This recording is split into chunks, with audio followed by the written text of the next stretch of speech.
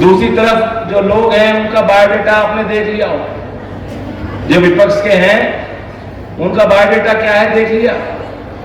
जितने मार्कशीट पे नंबर नहीं उससे ज्यादा संख्या में उनके खिलाफ धाराएं लगी हैं।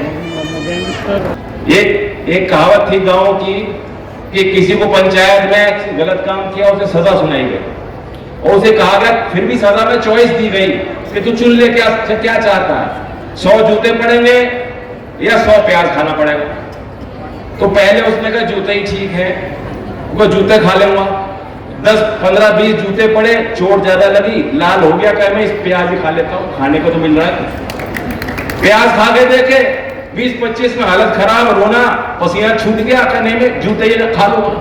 आरएलडी प्रमुख ने इंडिया गठबंधन पर साधा निशाना, कहा मार्कशीट में इतने नंबर नहीं होते जितने इंडिया गठबंधन के प्रत्याशी पर है मुकदमे।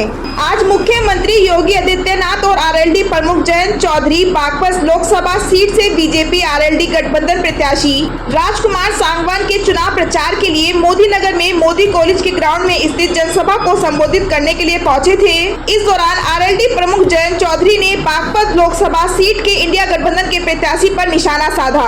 सूबे के गुड गवर्नेंस के और विकास के नायक मुख्यमंत्री आदरणीय योगी आदित्यनाथ जी, सत्येंद्र सिसोदिया जी क्षेत्रीय अध्यक्ष, दोनों दल के हमारे अध्यक्ष, दोनों ही दल के वरिष्ठ नेता, स्थानीय जनप्रतिनिधि, इस क्षेत्र से विधायक मंजू जी, हमारे पूर्व विधायक सुदेश शर्मा जी, राजेंद्र शर्मा जी, सम्मानित मंच।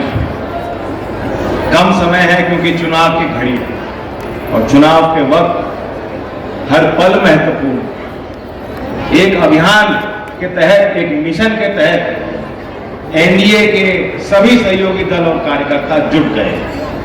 आज हम लोग मोदी नगर क्षेत्र में बागपत लोकसभा क्षेत्र में कार्यक्रम में हैं और इसी समय लोकसभा के पहले चरण का मतदान हो रहा है। शांतिपूर्ण मतदान हो रहा है।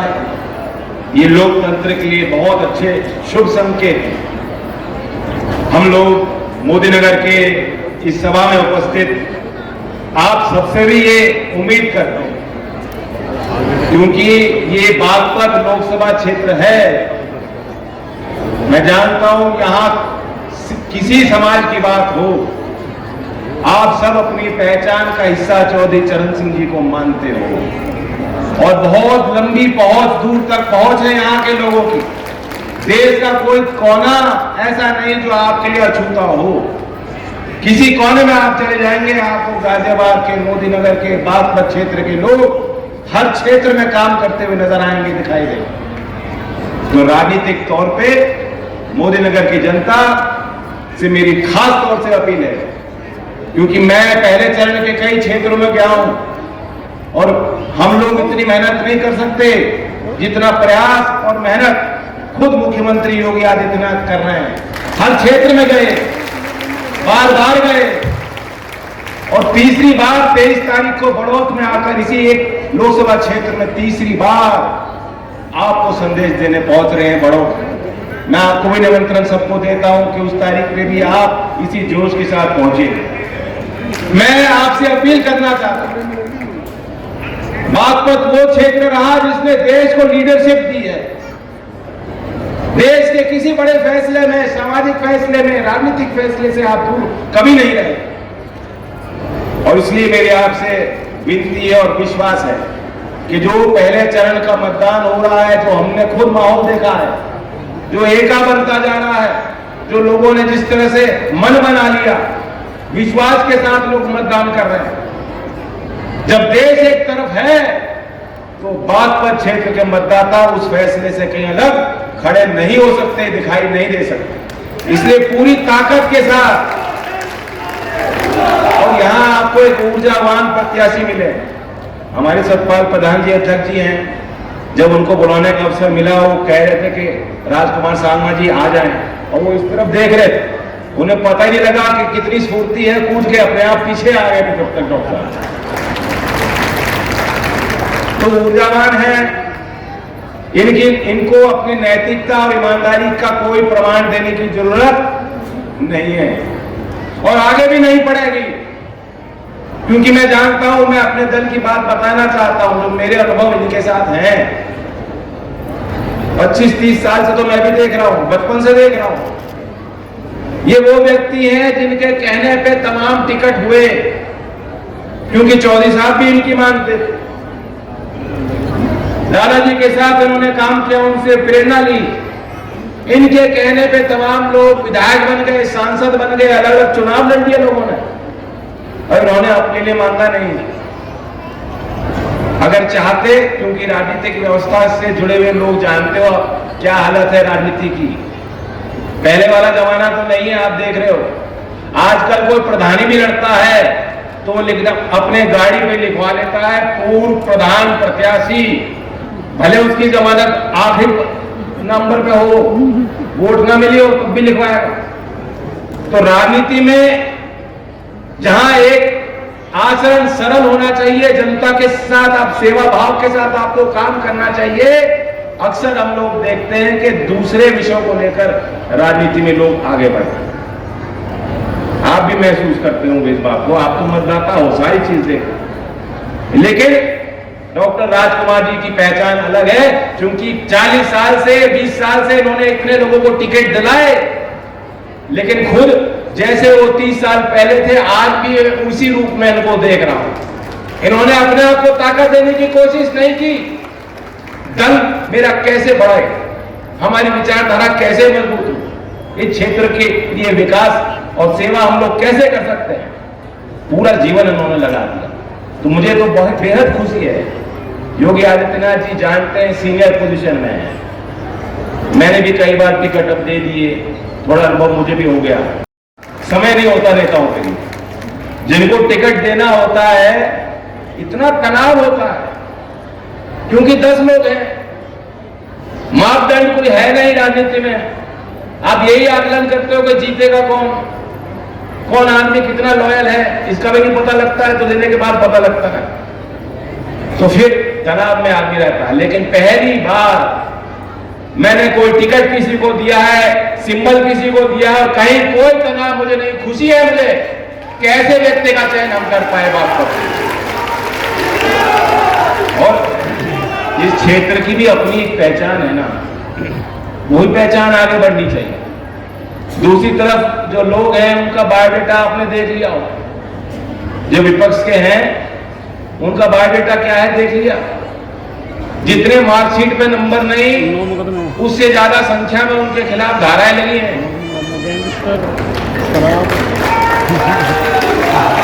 इतनी धारा है कि लंबा टेलीफोन नंबर हो जाए।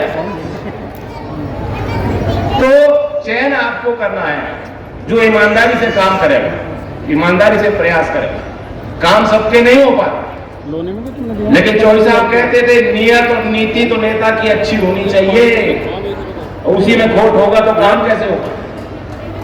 और समय बदल गया, लोग अपने आप जागरूक हैं। आज कोई सरकारी योजना में कोई गबन नहीं कर सकता, और ये व्यवस्था केंद्र में 10 साल में हमने बनती देखी है। अब किसी की सिफारिश की जरूरत नहीं, गरीब को किसी के कोई बिचौलिए की जरूरत नहीं है। अगर आप जानकारी आप रखते हैं सरकारी योजना की, आप अपने आप को पंजीकृत कराते हैं, तो कोई माई का लाल रोक नहीं सकता। लाभ आपको मिलेगा मिलेगा मिलेगा, और मिल रहा है। और एक और नया तरीका ढूंढा है, मैं बधाई देता हूं, केंद्र सरकार को बधाई देता हूं। इससे पहले भी सेल्फ हेल्प ग्रुप थे, महिलाओं के समूह थे, लेकिन हम लोगों को पता नहीं लग पाता था उनके लिए क्या योजनाएं बनी है, कौन से संसाधन उनके लिए लगाए जा रहे हैं, कहां खर्च हो रहे हैं, दिखाई नहीं देता था। लाल किले से प्रधानमंत्री ने अपनी प्राथमिकता बनाई और घोषित किया, और मैनिफेस्टो में भी लिखा गया है। और गाजियाबाद जिले के मैं देख रहा था, जो NRLM की वेबसाइट है, आप भी जाकर देख सकते हैं, जो ग्रामीण आजीविका मिशन है, अकेले गाजियाबाद जिले में देहात के क्षेत्र में 2825 सेल्फ हेल्प ग्रुप महिलाओं के समूह हैं, और उसमें 29,000 सदस्य मेंबर हैं। वो 29,000 महिलाओं में बड़ी संख्या काफी बड़ी होगी BPL परिवारों की, गरीब और अति गरीब परिवारों, वो महिला हैं।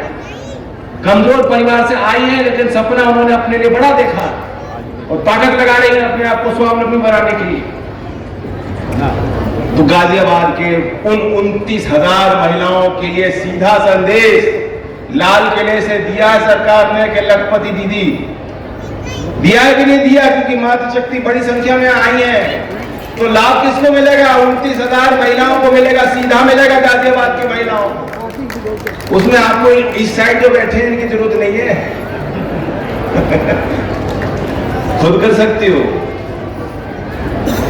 तो ये विकास की संभावनाएं, अब ये क्षेत्र उनसे दूर नहीं, दिल्ली हम लोगों के लिए कभी दूर नहीं रही और गरीब आ गए। अब आवागमन आसान हो गया, आरा टेक टीएस बन गया, हाईवे एक्सप्रेसवे बन गए, जहां सड़क बन जाती है, जहां भ्रष्टाचार का खात्मा हो जाता है, जहां लॉ एंड ऑर्डर सुधर जाता है, वहां लोग अपनी पूंजी लगाते हैं, नए व्यापार स्थापित होते हैं। मुझे खुशी है कि राज्य सरकार ने घोषणा की है कि डेटा सेंटर उद्योग को, और खासतौर से पश्चिमी उत्तर प्रदेश को उन्होंने चुना है, लगभग 30,000 करोड़ का निजी क्षेत्र का निवेश डेटा सेंटर उद्योग में होने जा रहा है, तो नौकरियां भी मिलेंगी। खेती के बाद सबसे ज्यादा रोजगार रियल एस्टेट सेक्टर में है। हम लोग यहाँ एनसीआर में जब हाईवे बन गए, एक्सप्रेसवे बन गए, नए औद्योगिक क्षेत्र चिन्हित हो रहे हैं, कारखाने भी लगेंगे, व्यापार भी बढ़ेगा मोदी नगर में, और रियल एस्टेट सेक्टर को भी एक नई संजीवनी मिल जाएगी। हम सब लोग हैं, कार्यकर्ताओं से मिलते हैं, पूछते हैं भाई क्या हाल है तुम्हारा, माली हालत ठीक है, क्या काम करते हो। 90% कार्यकर्ता पश्चिम में बता रहा हूं, 90% कार्यकर्ता आप उनसे पूछो क्या काम करते हो तो कहेंगे खेती करते हैं, दूसरा काम कहते हैं प्लॉटिंग। प्लॉटिंग मतलब रियल एस्टेट डेवलपमेंट। तो गांव से निकल के आदमी और जो किसान हो अपनी जमीन से लगा मानता है, जमीन को समझता है, और रियल एस्टेट में लोकेशन लोकेशन लोकेशन, इसके अलावा कोई कॉन्सेप्ट नहीं होता। तो मोदी नगर की तो लोकेशन ही सबसे अच्छी है, ये पूरा इलाका ही लोकेशन लोकेशन लोकेशन है। तो आप सोचिए, जब रियल एस्टेट सेक्टर के लिए राज्य की सरकार और केंद्र सरकार अच्छी योजना बना के काम करेगी, प्लानिंग करेगी, तो यहाँ के लड़कों को, नौजवानों को जो नौकरी लेने के लिए बस पे बैठ के जाते हैं, गुड़गांव तक जाते हैं, रेल भर देते हैं, दैनिक यात्री बन जाते हैं, दूर तक जाना पड़ता है रोजगार के लिए, उनको क्या जाना पड़ेगा? यही मोदी नगर में उनको रोजगार दिया जा सकता है। मोदी नगर में ये एजुकेशन हब भी बन गया। मोदी नगर में एक व्यवस्था उनकी है जो बेहद पुराने परिवार, खानदानी लोग हैं, अमीर घराने हैं, जिन्होंने उद्योग में यहाँ काम किए। लेकिन 90% मोदी नगर का समाज वो है जो मध्यम वर्ग का है, जो गरीब है, अति गरीब है, मजदूरी करता है, कामगार। उन कामगार लोगों के लिए भी हमें ख्याल रखना है। कुटीर उद्योग हमारी प्राथमिकता, चौधरी चरण सिंह जी की प्राथमिकता रही, मेरी प्राथमिकता है, योगी आदित्यनाथ जी की प्राथमिकता है, प्रधानमंत्री नरेंद्र मोदी जी की प्राथमिकता, वहीं से रोजगार पैदा हो। तो ज्यादा तो मैं मुद्दे की बात नहीं करूंगा। अब लोहा है गर्म, मौसम भी गर्म है, लोहा भी गर्म है, और जब गर्म होता है तभी चोट जो है कारगर होती है। तो जो पहले चरण में गति बनी है, उस गति को बढ़ाओगे कि नहीं बढ़ाओगे? ये तो सुस्त काम है आपका।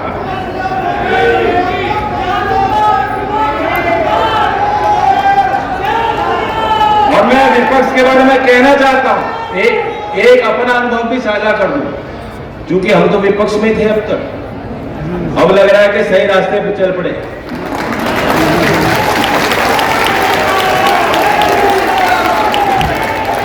दीवार पे सर मारने से अच्छा है कि दीवार के निर्माण में मदद करो। तो राष्ट्र निर्माण में मदद करने के लिए हम जुट गए हैं लोक दल के कार्यकर्ता। मैं इंडिया की बैठकों में गया हूं, कोई सोच, कोई विजन नहीं है, नकारात्मक ख्यालों से घिर चुके हैं, और जो मन में हार जाता है वो रण में कभी जीत नहीं सकता, हार तो चुके ही है वो लोग। वे सिर्फ डर और भय दिखाना चाहते हैं, और कितना कंफ्यूजन है, कितने अंतर विरोध हैं, वो बाहर आने लगे। एक तरफ कहते हैं भाई ईवीएम खराब है, ईवीएम खराब है, लेकिन कहते हैं बटन हमारा दबा दियो, क्या पता मिजाज बन जाए। फिर कहते हैं लोकतंत्र खत्म हो गया। लोकतंत्र नहीं बचा भाइयों, लोकतंत्र खत्म है। फिर भी हमारा उम्मीदवार खड़ा जाए, उसे वोट दे के देख लेना क्या होता है। तो फिर ये कहीं लड़ाई में है क्या? एक कहावत थी गांव की कि किसी को पंचायत में गलत काम किया, उसे सजा सुनाई गई और उसे कहा गया, फिर भी सजा में चॉइस दी गई कि तू चुन ले क्या चाहता है, 100 जूते पड़ेंगे या 100 प्याज खाना पड़ेगा। तो पहले उसने कहा जूते ही ठीक है, वो जूते खा लेऊंगा। 10, 15, 20 जूते पड़े, चोट ज्यादा लगी, लाल हो गया, कह मैं इस प्याज ही खा लेता हूं, खाने को तो मिल रहा है। प्याज खा के देखे 20-25 में हालत खराब, रोना, पसीना छूट गया, कहने में जूते ही खा लूंगा। तो आखिर तक यही सिलसिला चलता रहा। ऐसा ही कंफ्यूजन है इंडिया में, 100 जूते भी खाएंगे, 100 प्याज भी खाएंगे। मैं मंच के माध्यम से फिर धन्यवाद देता हूं, आप सबको निमंत्रण देता हूं बड़ौद के कार्यक्रम में आप सब उपस्थित रहिएगा, ताकि आखिरी चोट हम दें। और राजकुमार सांगवान जी जो हमेशा मुस्कुराते रहते हैं, एक और कहावत है, जावेद अख्तर जी ने कहीं लिखा है शायद कि उसके एक हाथ में जीत, उसके दूसरे हाथ में तनाही होती। उसके एक हाथ में जीत, उसके दूसरे हाथ में तनाई है। लेकिन आप देख सकते हैं क्यों तनाई होती है? क्योंकि जिम्मेदारी, तनाव होता है, जवाबदेही, जिम्मेदारी से तनाव भी होता है। लेकिन आप योगी आदित्यनाथ जी को देखिए, माथे पे कोई क्रीज नहीं आती, मुस्कुराते दिखाई देते हैं। और मैं उस दिन बागपत में आए थे, हम लोग बैठे थे, मैंने उनको बताया कि हमारे सांगवान जी को एफिडेविट बनाना था, उनको जानकारी थी नहीं, कोई अथॉरिटी में गए, कहा एनओसी ये चाहिए, एनओसी यहां से चाहिए, वहां से चाहिए। उन्होंने कहा मेरी तो कोई संपत्ति नहीं, कहां से लूं। जब मैंने योगी जी को किस्सा सुनाया, योगी जी ने खड़े होकर व्यंग में ऐसी बात कही, ये डांटना भी जानते हैं और हंसाना भी जानते हैं। उन्होंने खड़े होकर कह दिया ये सांगवान तो ऊपर से नीचे एनओसी है, इसे कहां की एनओसी चाहिए। और सांगवान जी भी मुस्कुराते रहे। तो इनकी मुस्कुराहट ना टूटे। 23 तारीख में आना और 26 तारीख में पोलिंग बूथ में मातृशक्ति, हमारे पुरुष, हमारे नौजवान, सभी जाति के लोग लोकदल के चुनाव चिन्ह को बटन दबा के जिताएं और 400 पार का नारा लक्ष्य पूरा करें। धन्यवाद। जय हिंद।